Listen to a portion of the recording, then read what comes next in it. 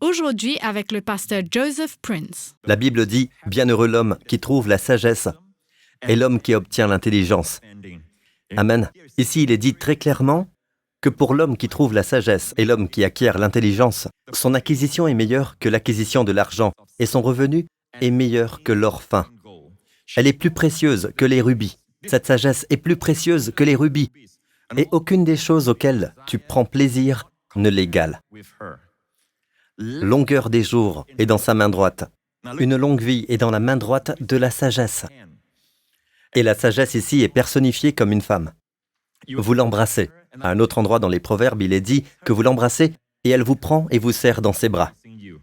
Amen. Et longueur des jours est dans sa main droite. La main droite indique la priorité. Remarquez que Dieu donne la priorité à la longueur des jours, à la santé.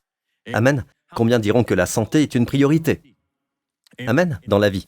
Quel est l'intérêt d'avoir des richesses? Quel est l'intérêt d'avoir la gloire et la fortune si votre corps est rongé par la maladie, n'est-ce pas? Alors Dieu a donné la priorité à la longueur des jours, qui inclut la santé, bien sûr, pour avoir la longueur des jours. C'est dans sa main droite.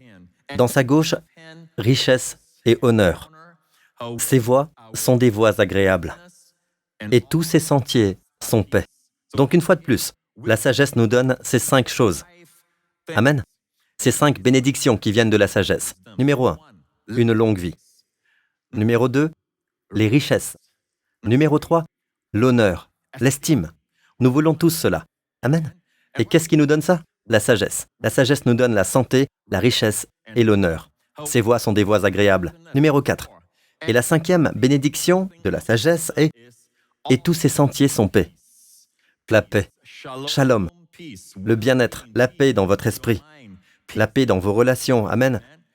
Louez le Seigneur. Et la plus grande paix de toutes est la paix avec Dieu. Donc, étant justifiés par la foi, nous avons la paix avec Dieu.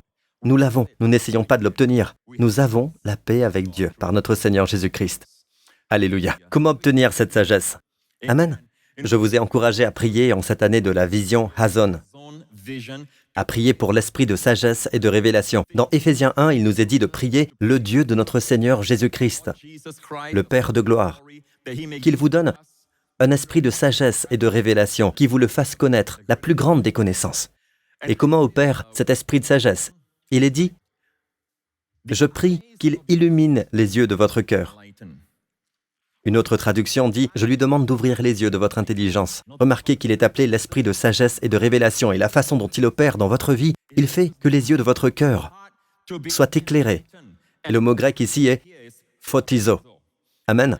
Les yeux de ton intelligence étant éclairés, photizo, afin que vous puissiez savoir, une fois que vos yeux s'ouvrent, vous savez ce que Dieu veut que vous sachiez. Louez le Seigneur. Alléluia. La Bible dit « La révélation de tes paroles est claire. » C'est écrit dans le psaume 119, verset 130. La révélation de tes paroles est claire. Elle donne de l'intelligence à ceux qui manquent d'expérience. Remarquez que la Bible dit « La révélation de tes paroles est claire ». Et ce mot est clair dans la Septante. Maintenant, en passant, votre Ancien Testament est écrit en hébreu. Votre Nouveau Testament est écrit en grec. Mais il y a une version grecque de l'Ancien Testament, appelée la Septante. Donc parfois, il est bon pour nous de regarder ce que dit le grec. Parce que de cette façon, vous savez que ce qui correspond à ce mot ici est ce même mot dans cet autre passage. C'est donc le même mot hébreu, c'est la même vérité. Amen. Plus on avance et plus vous comprendrez. Donc le mot « éclair » dans la Septante, dans le grec, est en fait « photizo », le même mot que nous venons de voir dans Éphésiens 1, 18. Les yeux de votre cœur, de votre intelligence étant photizo, étant illuminés, ouverts. Ici, c'est le même mot. Amen. La révélation de tes paroles est claire. Elle donne de l'intelligence à ceux qui manquent d'expérience. Cela nous dit que ce pilier, la sagesse et révélation, opère avec la parole de Dieu. Elle n'est pas séparée de la parole de Dieu. C'est avec la parole de Dieu. Amen. Vous souvenez-vous de Josué? Dans Josué 1, verset 8. Dieu dit que ce livre de la loi ne s'éloigne pas de ta bouche. Et médite-le jour et nuit, afin que tu prennes garde à faire selon tout ce qui y est écrit, car alors tu feras réussir tes voies et alors tu prospéreras. Remarquez que Josué, lorsque Dieu lui a dit cela, évidemment, il lisait le livre de la loi. Et ce qu'ils avaient à l'époque, Josué, la Bible, qu'ils avaient à l'époque est la Torah, les 5 premiers livres de Moïse. Genèse, Exode, Lévitique, Nombre et Deutéronome. C'est ce que Josué méditait et lisait. Quand le Seigneur dit « ce livre », remarquez ce mot, « ce hazé ». En hébreu, c'est « hazé », « ce ». Il le lisait manifestement pour que Dieu dise que ce livre de la loi, ce livre spécifiquement, ce livre de la loi ne s'éloigne pas de ta bouche.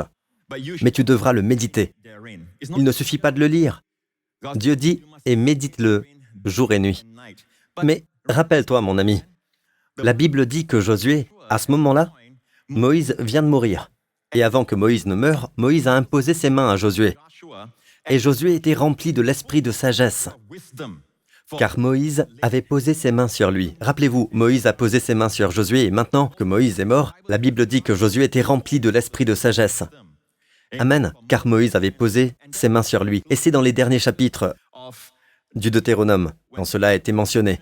Le livre suivant est le chapitre 1 de Josué.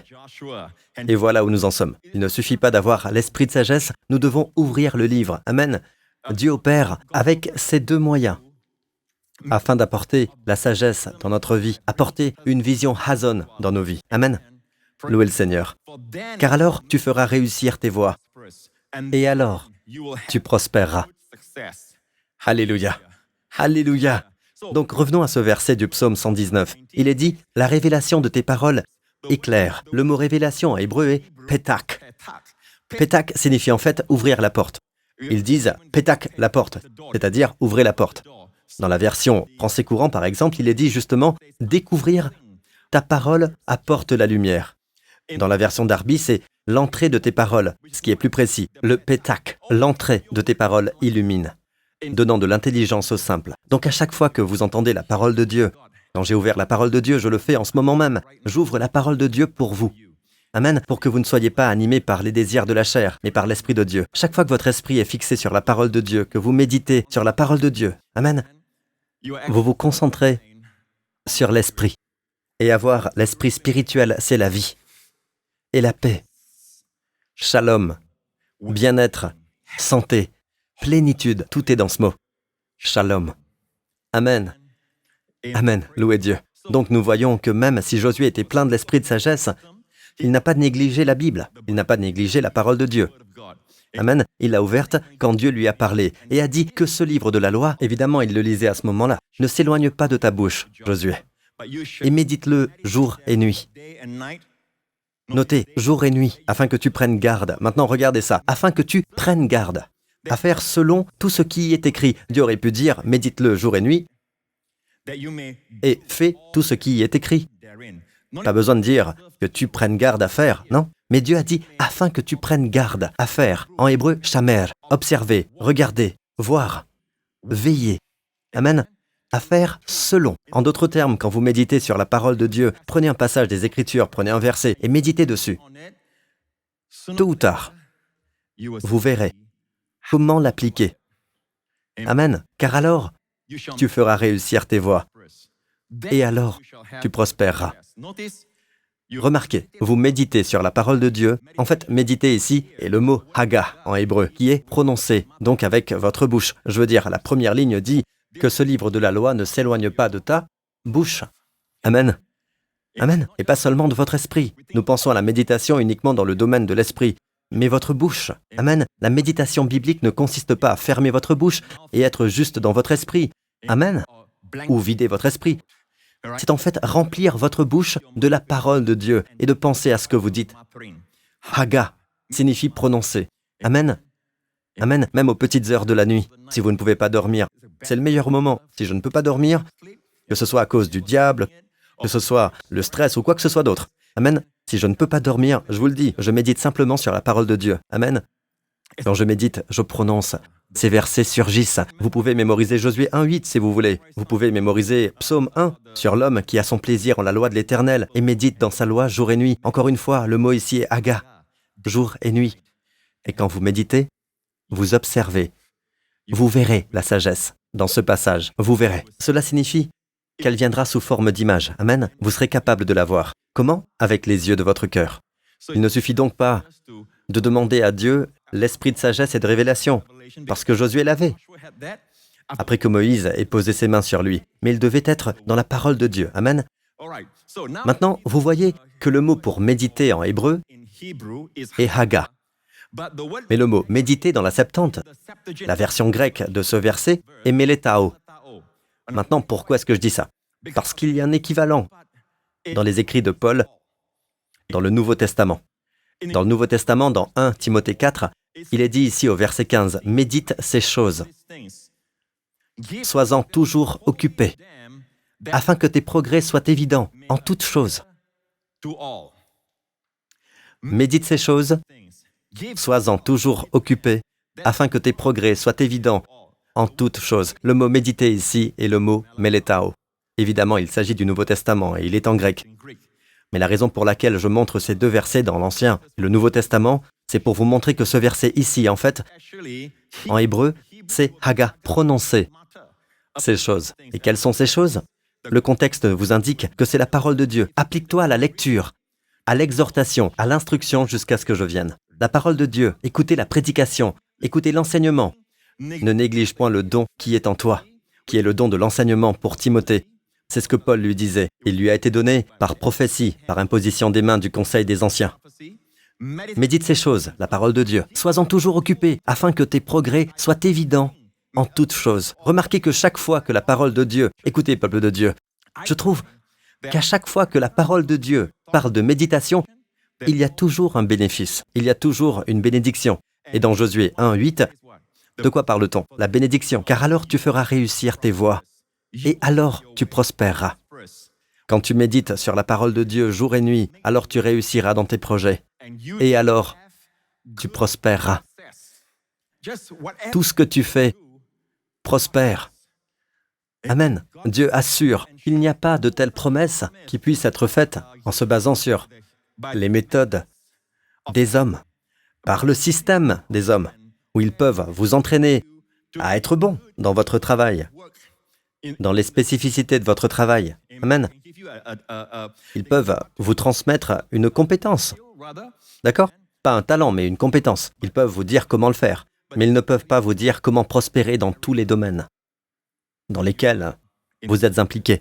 Tout ce qu'il fait prospère. Et nous venons de le lire, car alors tu feras réussir tes voies, et alors tu prospéreras. Alléluia. Le mot prospérera est le mot sakal. Le mot sakal, gardez ça en tête, le mot sakal. Et remarquez aussi qu'il est dit, l'entrée de tes paroles illumine. Mais il est aussi dit, donnant de l'intelligence au simple. Elle donne de l'intelligence au simple. Et le mot intelligence ici est bin. Bin. D'accord? Bin. Rappelez-vous, bienheureux l'homme qui trouve la sagesse. Le mot ici est hokma. C'est le nom formé du verbe hakam. Maintenant, toutes ces choses ne signifient peut-être pas grand-chose pour vous maintenant, mais ça viendra, parce que Dieu veut vous enseigner. Écoutez, peuple de Dieu, Dieu veut vous enseigner les différentes rivières de sagesse qu'il veut libérer dans votre vie. Comme aujourd'hui, nous parlons de choses telles que la sagesse, mais il y a aussi le discernement. Amen. Il y a la perspicacité. Il y a une certaine connaissance. Amen. Tous ces mots en anglais sont des mots différents, mais ils vous amènent tous au même résultat. Un résultat positif. Amen. Donc il y a ce mot, hokma, qui est formé du verbe hakam. Tebuna, bienheureux l'homme qui obtient l'intelligence. Tebuna vient de bin. Maintenant, revenons à donnant de l'intelligence au simple. Il donne bin au simple. Pourquoi je vous parle de ça? Ce mot, hakam. Eh bien, hokma est le nom formé de hakam et bin. Pourquoi? Eh bien, vous vous souvenez de Joseph? Quand il traduisait, interprétait le rêve de Pharaon, Pharaon avait fait un rêve, et il a interprété le rêve à Pharaon. Et voici ce que Joseph a dit à Pharaon. À la fin de son interprétation, il dit à Pharaon, il a dit, « Et que le songe ait été répété 2 fois au Pharaon, c'est que la chose est arrêtée de la part de Dieu, et que Dieu se hâte de la faire. Et maintenant, que le Pharaon se cherche un homme intelligent et sage, et qu'il l'établisse sur le pays d'Égypte. » Vous savez, Joseph est très intelligent. Il ne s'est pas recommandé, il a juste dit, « Tu sais, Pharaon, maintenant que nous voyons ce qui va se passer pendant les 7 prochaines années et tout ça, trouvez-vous un homme intelligent et sage. » Un homme intelligent et sage. Amen. Un homme intelligent et sage. Et le mot intelligent est le mot bin. Et le mot bin est en fait le mot pour discernement. Par exemple, quand on dit « cet homme a du discernement », que veut-on dire? Qu'il peut apprécier avec justesse et clairvoyance des faits, il peut voir la vraie nature des choses, qu'il voit au-delà. Dans un monde rempli de trompe-l'œil, de faux-semblants, des gens qui se construisent à une image et se donnent en spectacle, comme les moments forts d'Instagram, les highlights. Quelle est la vraie nature des choses? Amen. Comme dans le cas d'un couple venu pour des conseils conjugaux, pour du counseling. Entendez-vous ce qu'ils disent ou parvenez-vous à discerner la vraie nature des choses? Si vous voulez aider quelqu'un, vous devez écouter la vraie nature des choses. C'est ce qu'on appelle le bin ou le discernement. Amen. Donc Joseph a dit que le Pharaon se cherche un homme intelligent et sage et qu'il l'établisse sur le pays d'Égypte. Maintenant, sage ici, c'est le verbe hakam, d'où vient le nom Hokma. Bienheureux l'homme qui trouve hakam et bin. Pas vrai? Hokma et tebouna, qui sont les noms dérivés de ces verbes. Ce sont les deux mots exacts, amen, qui sont mentionnés. Bienheureux est l'homme qui les trouve. Et Joseph a recommandé un tel homme. Donc la Bible dit, plus loin, regardez la réponse de Pharaon. Et Pharaon dit à ses serviteurs, pouvons-nous trouver un tel homme? Un homme dans lequel se trouve l'Esprit de Dieu. Alors Pharaon dit à Joseph, puisque Dieu t'a montré tout cela, il n'y a personne d'aussi méritant et d'aussi sage que toi. Il n'y a personne d'aussi perspicace et personne d'aussi bin et hakam que toi. Amen. Je suis ici pour vous dire, mon ami, que le monde accorde une grande importance au discernement et à la sagesse, même s'il ne l'exprime pas en ces termes, mais il y attache de l'importance. C'est quelque chose que, peu importe à quel point les technologies de l'informatique avancent, on a aujourd'hui la robotique, l'intelligence artificielle, on retrouve l'intelligence artificielle un peu partout. Peu importe toutes les inventions d'Elon Musk, laissez-moi vous dire ceci. Rien ne peut remplacer un homme sage et perspicace. Un homme sage et perspicace, parce que le mot « sakal », revenons encore une fois au mot « sakal ». Ici, il est dit « car alors tu feras réussir tes voies et alors tu prospéreras ». Tu prospéreras, c'est « tu auras ». Écoutez bien, le mot grec pour « sakal » est donc « soniami ». Soniami. Sun signifie « ensemble ». Yami signifie « maître ». Suniami signifie « mettre deux et deux ensemble ». Vous savez, il y a des gens qui reçoivent la parole de Dieu, mais ils ne sont pas capables de l'assembler. Amen. Il y a des gens qui mémorisent parfois, mais ils ne méditent pas. Parce que Suniami vient de méditation. Sakal vient de méditation, comme nous l'avons vu. Au verset 99 du psaume 119, il est dit « J'ai plus d'intelligence que tous ceux qui m'enseignent. Pourquoi? Parce que je médite tes préceptes. » Alors que vous méditez sur la parole de Dieu, amen, prenez un verset des Écritures et méditez sur la parole de Dieu. Votre femme sera une vigne féconde. Regardez-la et voyez, waouh, elle m'enivre, amen, elle est une vigne féconde. Ne la voyez pas seulement au naturel, voyez-la dans le surnaturel, de la façon dont Dieu la voit. Amen, louez le Seigneur. Amen. Regardez votre mari et dites, c'est un homme béni. Alléluia, c'est un homme béni, tout ce qu'il fait prospère. Je vois mon mari comme un chêne, je le vois comme un arbre planté près des ruisseaux d'eau. Amen. C'est la vision Hazon, qui peut changer n'importe quel mariage. Alléluia. Dieu soit loué. Et remarquez que Sakal ici est Suniami. Et Suniami est utilisé par le Seigneur dans la parabole du semeur et de la graine. Vous vous souvenez dans Matthieu 13, il est dit ici, « Vous donc écoutez la parole du semeur. Toutes les fois que quelqu'un entend la parole du royaume et ne la comprend pas, le méchant vient et ravit ce qui est semé dans son cœur. » C'est là celui qui a été semé le long du chemin. Remarquez, ce qui pousse le diable à venir et arracher ce qui a été semé dans son cœur. En d'autres termes, il a entendu la parole du royaume, il s'est branché sur le net. Tous les dimanches, il se connecte. Mais il ne comprend pas. Le mot « comprend » est le mot « soniami », qui est « sakal » en hébreu. Il ne fait pas le rapprochement entre deux et deux. Il n'en est pas capable. Vous savez pourquoi? Il entend, mais il ne médite pas. Parce que nous voyons que soniami vient de la méditation. Ce n'est pas tout de se dire « j'ai entendu la parole » après vous être levé et que le pasteur Prince ait prononcé la bénédiction. Pensez aux versets que vous avez entendus. Parmi tous les versets que j'ai partagés, amen, et je partage beaucoup de versets, trouvez un verset qui vous parle et méditez-le, amen, mémorisez-le d'abord. Puis, méditez-le toute la journée, méditez-le, alléluia. Amen. Au milieu de vos problèmes, méditez sur la parole de Dieu et vous aurez l'impression d'être à un festin. Il dresse devant moi une table en la présence de mes ennemis. Amen. Alléluia. Vous avez l'impression d'être à un festin, vous sentez que vous avez trouvé un grand butin. Alléluia. Mais il y a une grande différence, car il est écrit que c'est mieux que l'argent et l'or. Et le meilleur investissement boursier que vous pourrez jamais avoir. Alléluia. C'est mieux que tout ça. Amen. Donc cet homme, ce n'est pas qu'il n'a pas entendu la parole, il a entendu la parole.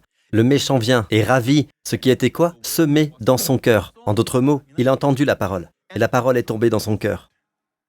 Et ensuite, il n'a pas médité dessus. Il ne l'a pas arrosé par la méditation. Amen. Tout comme l'idée d'un animal ruminant. Une vache, elle a 4 estomacs et elle ramène la nourriture de son estomac à sa bouche, la mâche, la ravale, elle va à son 2e estomac. Puis elle la fait remonter à nouveau, la mâche encore jusqu'à ce que ça devienne des nutriments. Amen. Alléluia. Loué soit le Seigneur. Nous avons besoin de méditer la parole de Dieu. L'idée ici est de ruminer jour et nuit. Il ne suffit pas d'entendre. Amen. Il faut méditer et c'est là que Sakal entre en jeu. C'est là que Sony Ami entre en jeu. Vous avez une image claire en tête. Oh, je le vois maintenant. Je sais comment appliquer cela dans ma vie. Oui, je le vois maintenant. Je le vois. Je ne peux pas vous le faire voir. Amen. Vous pouvez entendre ce que j'enseigne, mais vous devez méditer. Demandez à Dieu l'esprit de sagesse et de révélation. Amen. Et méditez sur les versets qui vous parlent. Le ferez-vous? Mon ami, si tu n'as jamais reçu Jésus comme ton sauveur et Seigneur personnel, tout ce que je partage est pour les croyants. Amen. Mais vous n'êtes pas encore rentré dans le royaume.